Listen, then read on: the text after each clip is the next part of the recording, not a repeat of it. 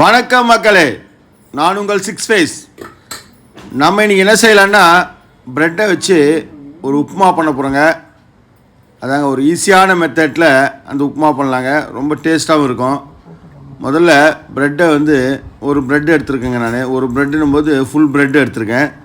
அதை இது மாதிரி தூளாக பிச்சு எடுத்துக்கலாங்க. நமக்கு வேணான்னா அந்த சைடில் இருக்கிற பிளாக்கை எடுத்துகிட்டு செஞ்சுக்கலாங்க. நான் அப்படி எடுக்கலைங்க, எல்லாமே போட்டு தாங்க செய்ய போகிறேன். இது பாருங்கள், எல்லாத்தையுமே இது மாதிரி சின்ன சின்ன பீஸாக தூள் பண்ணிக்கலாங்க.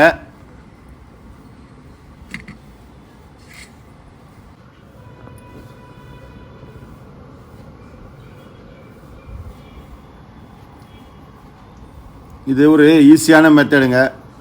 வீட்டில் யாருன்னா கெஸ்ட்டு வந்துட்டாங்கன்னு வச்சுங்களேன், உடனே ஒரு வித்தியாசமான ஒரு உப்புமா பண்ணி கொடுக்கலாங்க.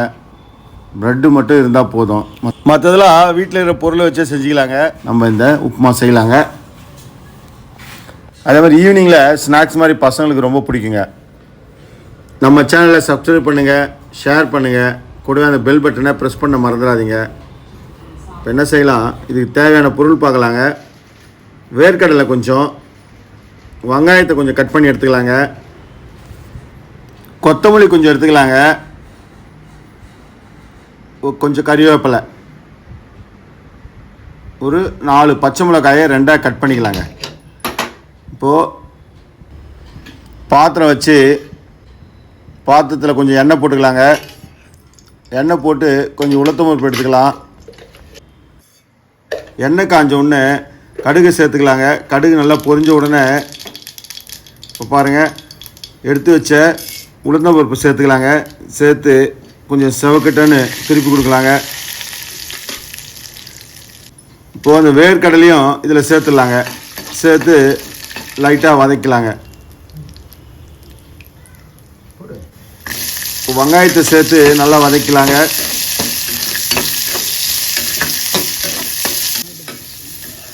பாருங்கள், இந்த அளவுக்கு நல்லா வதங்கணும்.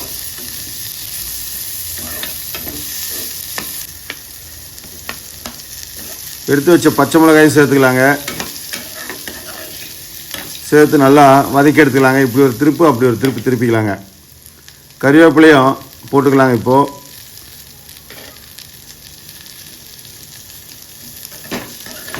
அவ்வளோதாங்க, தாளிப்பு கிட்டத்தட்ட ரெடி ஆகிடுத்து. கொஞ்சம் சால்ட்டு இப்போ சேர்த்துக்கலாங்க. தேவையான அளவுக்கு உப்பை சேர்த்து ஒரு 2 திருப்பு திருப்பிடலாங்க. இதுக்கு நம்ம தண்ணி பயன்படுத்த போகிறது இல்லைங்க, அதனால் இப்போவே போட்டுக்கலாங்க. இப்போ பாருங்கள், நல்லா வதங்கினோடனே ப்ரெட்டை எடுத்து அப்படியே மேலோடு தூவிட்டு நல்லா கீழே இருந்து ஒரு திருப்பு, மேலேருந்து ஒரு திருப்பு, நல்லா முழுக்க திருப்பிக்கலாங்க. அவ்வளோதாங்க.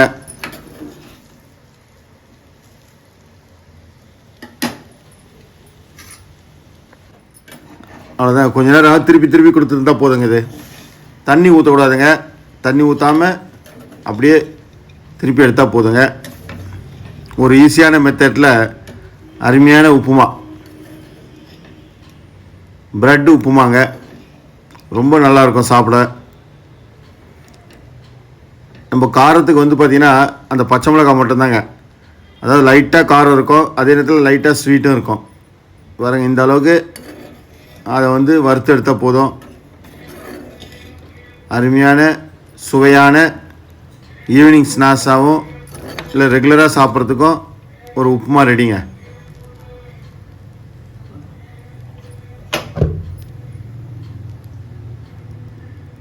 இதே போல் செஞ்சு பார்த்து எப்படி இருக்குன்னு கமெண்ட் பாக்ஸில் சொல்லுங்கள்.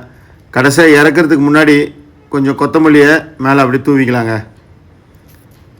வாசனைக்கு தூவணும்னு வச்சுங்களேன், அவ்வளோ அருமையாக இருக்குங்க. Bread upma ready.